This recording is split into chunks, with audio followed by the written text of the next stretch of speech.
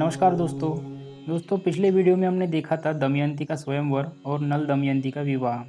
नल दमयंती के स्वयंवर से देवता अपने स्वर्ग की ओर लौट रहे थे। तब मार्ग में उन्हें कलयुग और द्वापर युग मिले।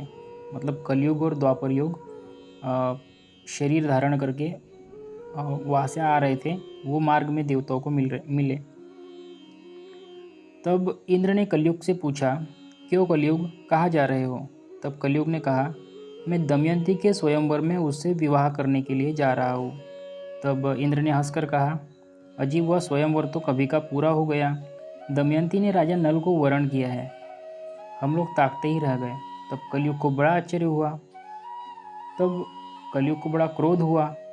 कलयुग बोला, ओ तब तो बड़ा अनर्थ हुआ। उसने देवताओं की अवहेलना करके एक मनुष्य को वरण किया। उसे तो अवश्य दंड देना चाहिए। लेकिन देवताओं ने कहा कि दमयंती ने हमारी आज्ञा से ही नल को वरण किया है, क्योंकि नल वास्तव में सर्वगुण संपन्न है और सभी धर्मों के ज्ञाता और वेद के मर्मज्ञ है। नियमित समय पर यज्ञ करते हैं और देवताओं को तृप्त करते हैं। सत्यनिष्ठ है, दृढ़निश्चयी है, तप धैर्य ज्ञान उनमें बसता है। अब देवता वहाँ से चले गए। यह सुनकर कलयुग ने द्वापर से कहा, भाई मैं तो अपने क्रोध को शांत नहीं कर पा रहा हूँ, इसीलिए मैं नल के शरीर में निवास करूँगा और उसे राज्यच्युत कर दूँगा, मतलब राज्यभ्रष्ट कर दूँगा। तब वह दमयंती के साथ नहीं रह सकेगा। इसीलिए तुम भी जुए के पासों में प्रवेश करके मेरी सहायता करना। तब द्वापर ने भी सम्मति दे दी कि वो भी जुए के पासे बन जाएगा, द्वापर युग। लेकिन जब कलयुग ने नल के शरीर में प्रवेश किया तब कलयुग को नल में कोई खोट नहीं दिखाई दी।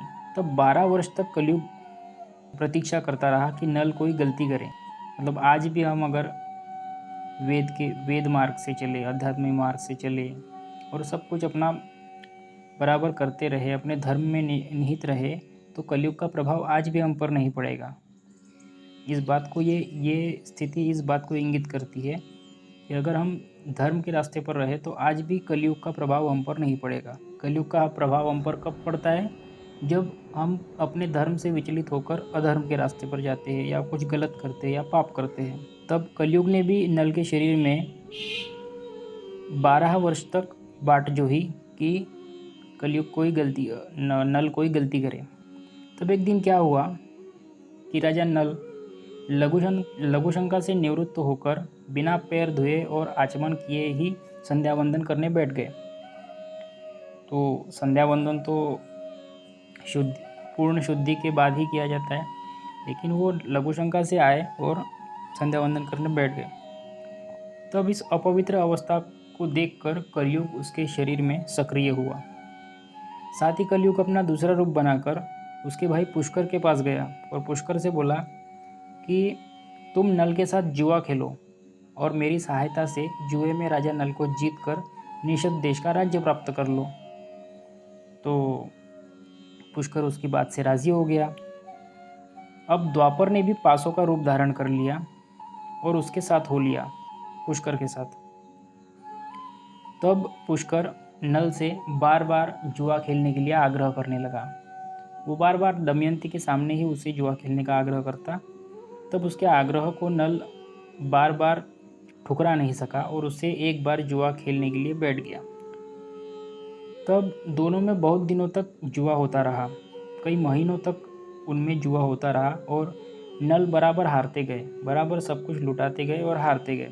तब ऐसा नहीं कि उन्हें किसी ने समझाने का प्रयत्न नहीं किया। उसकी पत्नी ने किया, दमयंती ने किया, और उनके मंत्रियों ने, उनकी प्रजा ने भी उनको समझाने का प्रयत्न किया, लेकिन राजा नल के शरीर में कलयुग सवार था तो उन्होंने किसी की नहीं सुनी। अब दमयंती को ये निश्चित हो चुका था कि हम राज्योच्युत होने वाले हैं। तब उसने एक बुद्धिमानी की कि उसने नल के साथी वार्ष्णेय को बुलवाया और वार्ष्णेय को कहा कि अब तुम्हारे राजा जुए में सब कुछ हार चुके हैं और जल्द ही उन्हें नगर छोड़ना पड़ेगा। इससे तुम मेरे दोनों बच्चों को, दमयंती 2 बच्चों की माँ बन चुकी थी 12 सालों में, तो उसने कहा कि तुम मेरे 2 बच्चों को लेकर मेरे पिता के यहाँ कुंडिनपुर में जाओ और वहीं पे रहो। तो इस तरह से उसने अपने दोनों बच्चों को अपने पिता के पास भेज दिया। नल जुए में हारता गया, तो नल के पास कुछ भी नहीं बचा। अब पुष्कर उससे बोलता है कि तुम्हारे पास दाव पर लगाने योग्य कुछ नहीं है। अगर तुम दाव पर लगाने योग्य समझो तो तुम्हारी पत्नी दमयंती को तुम दाव पर लगा सकते हो। ये बात सुनकर नल का हृदय फटा जा रहा था। उसे बहुत वेदना हुई इस बात की। उसने कुछ नहीं कहा और अपने शरीर पर के सभी वस्त्र उतार दिए। सिर्फ एक वस्त्र छोड़कर सभी वस्त्र उतार दिए, गहने उतार दिए, और वह अपनी पत्नी को लेकर नगर से बाहर चला गया। पुष्कर ने नगर में ढिंढोरा पिटवा दिया कि जो कोई भी इनकी सहायता करेगा उसे दंड दिया जाएगा। तो इस वजह से प्रजा उनकी सहायता भी नहीं कर सकती थी। 3 दिन तक वो नगर के बाहर बिना कुछ खाए पिए रहे। चौथे दिन उन्हें बड़ी भूख लगी थी। फिर वो कुछ दिन उन्होंने फल मूल खाकर वहाँ अपना गुजारा किया और वहाँ से आगे बढ़ते गए। एक दिन राजा नल ने देखा कि बहुत से पक्षी उनके पास बैठे हैं। असल में ये पक्षी वही पासे थे जिनमें द्वापर था। तो वो पासे ही पक्षी बनकर राजा नल के पास उसे फिर से लूटने आए थे। अब वो पक्षी आए। राजा नल ने देखा कि पक्षियों के पंख सोने की तरह दमक रहे हैं। राजा नल ने कहा कि अगर मैं इन पक्षियों को पकड़ लूँ और इनके पंखों को बेच दूँ तो कुछ धन मिल सकता है, उससे अपनी पेट की भूख शांत हो सकती है। तो उन्होंने क्या किया कि शरीर पर का वस्त्र, तब दमयंती सो रही थी, शरीर पर का जो अंतिम वस्त्र था उसे निकाल कर पक्षियों पे डाल दिया। अब पक्षियों ने वो वस्त्र लेकर ही उड़ गए वो, और जाते जाते उनसे कहा कि अरे मूर्ख, हम तो जुए के पासे हैं, तेरे शरीर पर का वस्त्र लिए जा रहे हैं। अब नल ने सारी बात दमयंती को बता दी। इसके बाद राजा नल के मन में विचार आया कि मैं तो अपनी करनी का फल भोग ही रहा हूँ, लेकिन मेरी पत्नी का तो इस पाप में कोई दोष नहीं है, वो क्यों इसका फल भोगे।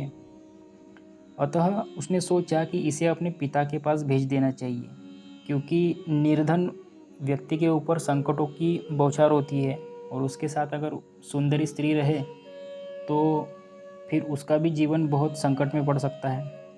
इसीलिए राजा नल ने सोचा, अब वो डायरेक्टली दमयंती को कह नहीं सकते कि तुम अपने पिता के पास चले जाओ, क्योंकि एक पतिव्रता स्त्री अपने पति को छोड़कर कहीं जाएंगी नहीं। अगर उसे ये बात डायरेक्टली बोल देते तो दमयंती को बुरा लगता। इसीलिए नल ने बात घुमा फिरा कर बोली। राजा नल कह रहे थे कि प्रिय, ये देखो, ये चौराहा है, यहाँ से बहुत से मार्ग जाते हैं।